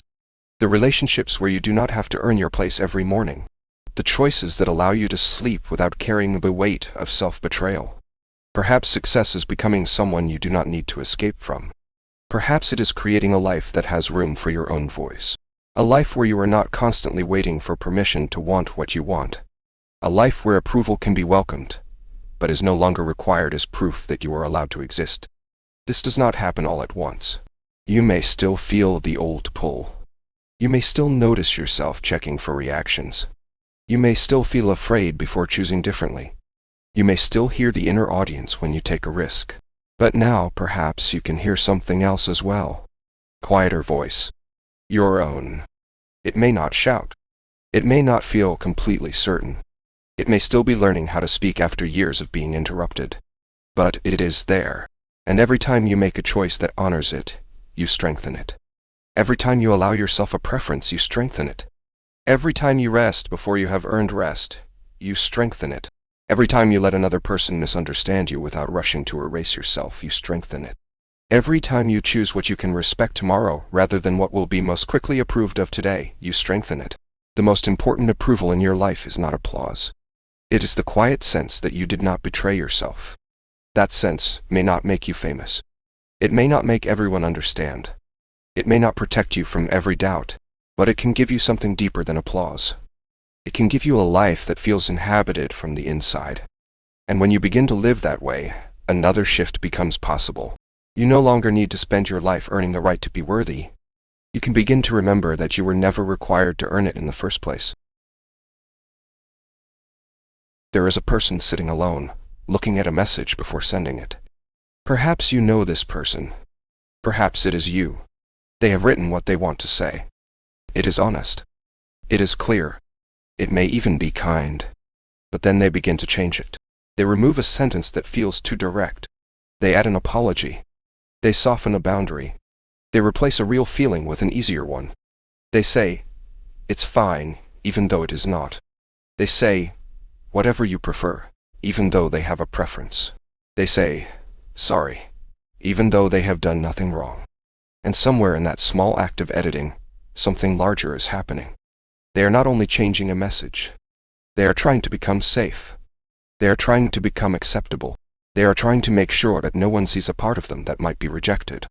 For much of this book, we have been following that instinct. The instinct to be liked, to be helpful, to be easy, to be useful, to be calm when you are hurt, to be agreeable when you are uncertain, to be endlessly understanding when you are already tired. And perhaps along the way you have begun to recognize yourself. Not because there is something wrong with you, but because there may have been a time when being accepted felt closely connected to being safe. A time when you learned, quietly or clearly, that approval brought relief, that praise brought warmth, that usefulness brought belonging, that being easy made life smoother. And so you learned to become someone people could approve of. You learned to notice the room before you noticed yourself. You learned to anticipate what others wanted. You learned to soften your edges before anyone could call them too sharp. You learned to carry other people's feelings as though they were your responsibility. You learned to believe that if you could only be good enough, helpful enough, attractive enough, successful enough, calm enough, useful enough, then perhaps you would finally feel secure. Perhaps you would finally feel worthy. This was the bargain. I will be worthy when I am liked enough. I will be safe when no one is disappointed in me. I will belong when I become easy to keep. There is a problem with this bargain. It can never truly be completed. Because people's preferences change. Their moods change. Their expectations change. The same quality that one person admires may be the quality another person dislikes.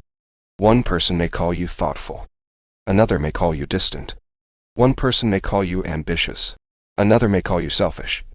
One person may love your sensitivity. Another may not understand it.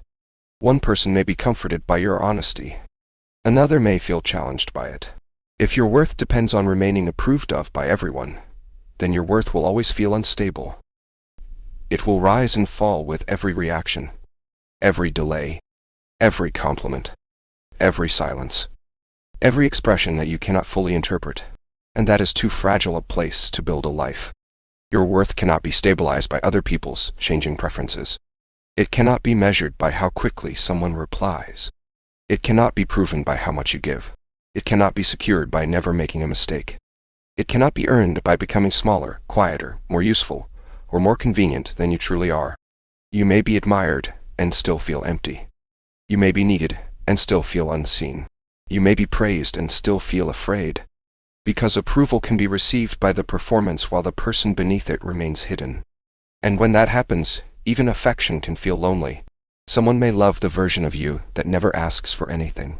But can they love the version of you that needs rest? Someone may admire how calm you are. But can they stay when you are hurt?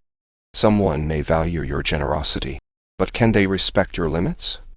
Someone may enjoy your presence. But can they make room for your truth? These are not accusations against the people in your life. They are questions of honesty. Questions that help you see where you have been performing, where you have been disappearing, and where you may now be ready to return. Because this book was never asking you to stop caring what people think. That would not be human. We are made for connection. We are affected by one another. We want to be loved, respected, welcomed, and understood. There is nothing shameful about that. The goal is not to become indifferent. The goal is to stop treating approval as the final authority over your existence. To let kindness come from choice rather than fear. To let your generosity include you. To let your relationships contain two real people instead of one person performing and another person receiving the performance. To let your yes become honest. To let your no become possible. To let your needs become visible before they have to become resentment. And perhaps this sounds simple when spoken slowly. But living, it may not feel simple at all. You may still feel the old reflex tomorrow. You may still rewrite the message. You may still apologize too quickly. You may still feel guilt after saying no. You may still check your phone, searching for reassurance. You may still hear the inner audience asking what everyone will think. You may still feel frightened when someone is disappointed. This does not mean you have failed. It does not mean you have learned nothing. Old patterns do not disappear merely because they have been understood. They may have been practiced for years. They may have been connected to safety, belonging, family, work, love, and identity. Of course they return. Of course they are familiar. Of course, some part of you still reaches for the old way of surviving. Healing is not the moment when the old reflex never appears again. Healing is noticing it sooner. It is creating a small space between the feeling and the response. It is hearing the urge to please and asking quietly, what do I actually want? It is feeling guilt and remembering that guilt is not always a sign of wrongdoing. It is allowing another person to be disappointed without immediately deciding that you are unworthy. It is making a different choice more often. Not perfectly, not dramatically, just more often. Perhaps one day someone asks something of you, and instead of answering immediately, you pause. Perhaps the pause lasts only a breath. But inside that breath, you remember yourself. You ask, what do I feel? What do I need? What choice would I respect tomorrow? And perhaps your answer is still yes. But this time, it is a real yes. Not a fearful one. Not a yes offered to purchase closeness. Not a yes offered because you are afraid of what no might reveal. A yes given freely. Or perhaps your answer is no, and your voice shakes a little, and you explain more than you wanted to, and afterward, you feel anxious. But you do not take it back. You allow the discomfort to exist. You allow yourself to learn that honesty can feel frightening without being wrong. This is how self-trust is built. Not through perfect confidence, but through repeated returns. A return to your feelings. A return to your limits. A return to your values. A return to the part of you that existed before it learned to become whatever everyone else needed. There may be grief in this return. You may grieve the years you spent trying to earn what should never have needed to be earned. You may grieve the relationships where you were valued mostly for what you provided. You may grieve the choices you made for approval instead of aliveness. You may grieve the younger version of yourself, who became so skilled at reading everyone else, while receiving so little help learning how to hear themselves. Let that grief be gentle. It does not have to become blame. It does not have to erase the good things that existed. You can be grateful for what you had and still recognize what was missing. You can love people and still see the ways you learned to disappear around them. You can understand why you adapted and still decide that you no longer want to live entirely through that adaptation. The person you were trying to protect deserves compassion. They were not weak. They were not manipulative. They were not too sensitive. They were trying to belong. They were trying to avoid abandonment. They were trying to make the world feel safe with the tools they had. And perhaps you can offer them something different now. Not endless perfection. Not a guarantee that no one will ever leave. Not a life without uncertainty. But your presence. Your loyalty. Your willingness to stop abandoning them when someone else does not approve. You can become the person who stays. Not in every relationship. Not in every situation. But inside yourself. You can stay with your feelings long enough to understand them. You can stay with your fear without immediately obeying it. You can stay with your disappointment without turning it into shame. You can stay with your truth, even when it makes the room less comfortable. And this is where a different kind of belonging begins. Not belonging that must be earned through performance. Not belonging that disappears when you have a need. Not belonging that depends on keeping everyone pleased. But belonging that begins within you and becomes visible in the relationships that can meet you honestly. You may find that some people do not understand the changes you are making. They may prefer the older version of you. The version that was always available, always agreeable, always ready to soften the truth. That may hurt. But their preference does not have to become your instruction. You are allowed to outgrow roles that once kept you safe. You are allowed to become less convenient. You are allowed to become more honest. You are allowed to make choices that cannot be defended to every person who questions them. You are allowed to have a life that makes sense from the inside. And as you move forward, perhaps there are a few promises you can carry with you. Not as rules. Not as another list of things you must perform correctly. But as reminders. Quiet truths to return to when the old hunger to be liked begins to speak. I can be kind without disappearing. I can offer care without making myself responsible for everyone. I can say yes because I mean it, not because I am afraid. I can be honest without being cruel. I can speak clearly without making my needs into an apology. I can be disappointed without becoming broken. I can feel hurt, loss, uncertainty, and grief without deciding that I am incapable of surviving them. I can disappoint others without becoming unworthy. Their disappointment may be real, but it does not define my character. It does not erase my care. It does not prove that I am selfish, difficult, or impossible to love. I can belong without performing. I can allow people to know the imperfect, changing, sometimes tired, sometimes uncertain person that I actually am. And I can trust that the relationships capable of holding that truth are the relationships where I do not have to earn my place every day. You may not believe all of these sentences completely yet. That is all right. You do not have to force belief. Sometimes it is enough to let a new possibility sit beside an old fear. To say, part of me is still afraid that I must earn love. But another part of me is learning that I do not. Over time that second part can grow. It grows each time you pause. Each time you tell the truth. Each time you rest without proving that you deserve rest. Each time you survive a difficult reaction. Each time you let someone misunderstand you without rewriting your entire self to correct them. Each time you choose the temporary discomfort of honesty over the familiar pain of self-betrayal. And one day, you may notice that you are no longer asking the room for permission in the same way. You may still care. You may still listen. You may still want to be loved. But you will not be standing outside yourself, waiting for someone else to decide whether you are allowed to come in. You will know that you belong to your own life. You will know that your worth is not a reward for being easy. It is not payment for your usefulness. It is not a prize you receive after enough people approve. It was never something you had to earn. And perhaps that is the quietest freedom of all. Not becoming fearless. Not becoming perfect. Not becoming someone who never needs anyone. But becoming someone who can be loved without disappearing. Someone who can be seen without performing. Someone who can be imperfect without becoming ashamed. Someone who can return again and again to the self they once left behind. You do not have to become someone everyone approves of. You only have to stop leaving yourself behind whenever they do not.